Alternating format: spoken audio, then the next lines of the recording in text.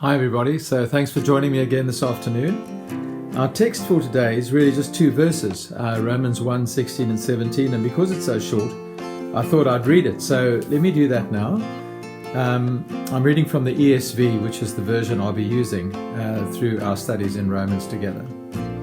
Paul writes, "For I'm not ashamed of the gospel, for it is the power of God for salvation for everyone who believes, to the Jew first and also to the Greek. For in it the righteousness of God is revealed from faith for faith.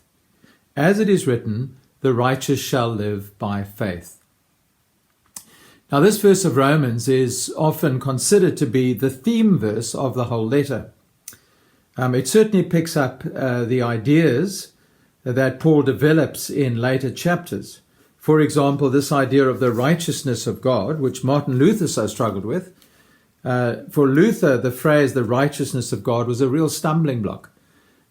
He saw it as that righteousness which God has, and by virtue of which he is both righteous and the one who judges those who are unrighteous. But as Luther read his way through Romans, and as the Holy Spirit opened his mind to understand this great letter, he began to realize that this righteousness of God is something that God doesn't demand from us, but that God gives us. And that's why this great gospel is the power of God to save us. That's what Paul writes. He says, the gospel of which he's not ashamed, he's eager to preach it. Remember verse 15.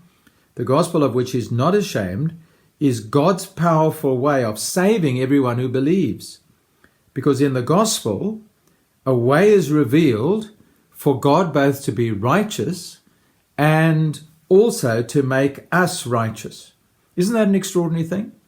That God is able to be righteous and make us righteous. Now, when we get to the end of chapter 3, we're going to see 3:21 onwards, we're going to see how God does that through the death of Jesus.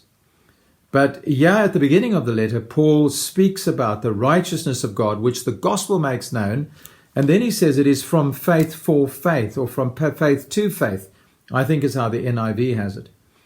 So basically, this righteousness of God, the righteousness that God has and the righteousness that God makes known in the gospel is something that is meant to be received by faith from first to last. That's really what Paul means when he speaks about from faith for faith. And of course, he's quoting here right at the end of our text from the book of Habakkuk. Habakkuk was a man who struggled with the reality of God's judgment of Israel and Judah, particularly the fact that God was using the Babylonians, a largely cruel and wicked people.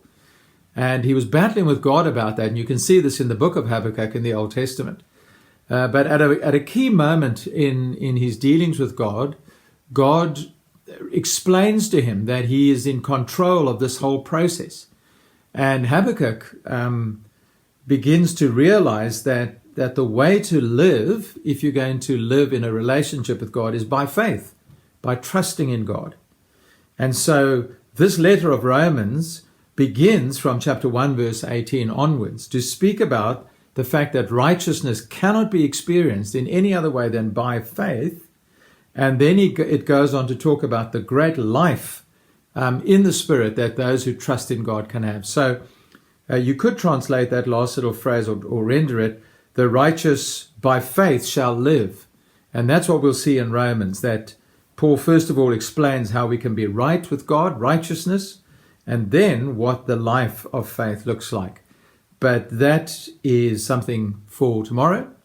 Thanks for joining me, and I trust that you'll join me again tomorrow as we look once more at this great letter. Tomorrow, we're going to start with chapter 1 and verse 18, and we're going to work through to the end of chapter 1. So that's the thing to prepare for tomorrow. Nice to see you, and we'll see you tomorrow. Cheers now.